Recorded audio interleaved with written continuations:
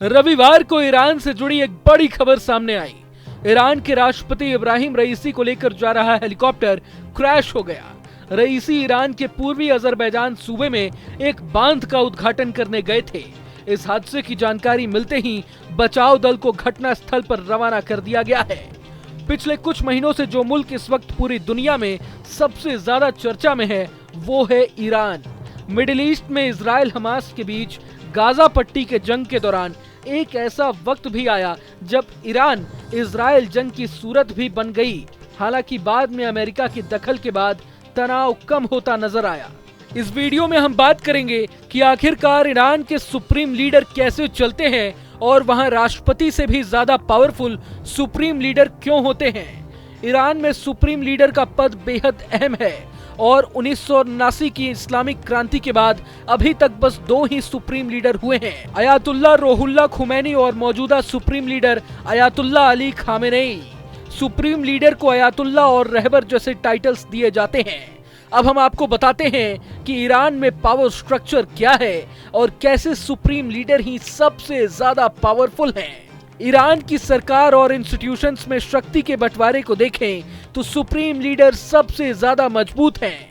Iran में supreme leader सबसे ऊपर हैं। उनके बाद राष्ट्रपति, न्यायपालिका, संसद, गार्जियन काउंसिल और आर्म्ड फोर्स आती हैं। ईरान में सबसे शक्तिशाली व्यक्ति अयातुल्ला अली खामेनेई हैं, जो 1989 से देश के सुप्रीम लीडर हैं और वो स्टेट हेड और कमांडर इन चीफ भी हैं। उनके पास राष्ट्रीय पुलिस और मोरालिटी पुलिस को आदेश देने के अधिकार हैं। साथ ही इस्लामिक रिवॉल्यूशन गार्ड कॉर्प्स यानी IRGC भी उनके कंट्रोल में है। सुप्रीम लीडर न्यायपालिका के हेड को भी वही चुनते हैं। सुप्रीम लीडर के बाद राष्ट्रपति ईरान के टॉप निर्वाचित अधिकारी और दूसरे सबसे ताकतवर शख्स हैं। राष्ट्रपति इब्राहिम रईसी इस समय ईरान के राष्ट्रपति हैं।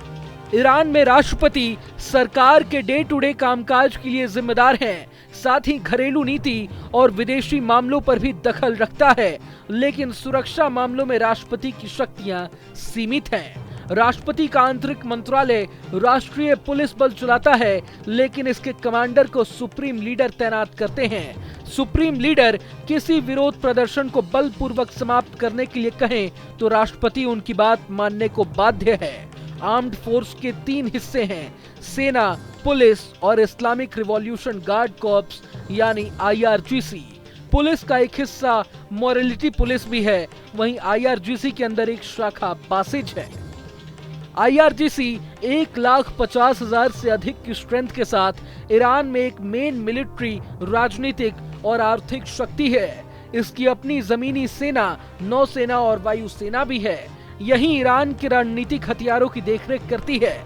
इसकी एक विदेशी शाखा है जिसे कुद्दस फोर्स कहा जाता है, जो पूरे मिडिल ईस्ट में सहयोगियों को पैसा, हथियार, ट्रेनिंग देने का काम करती है।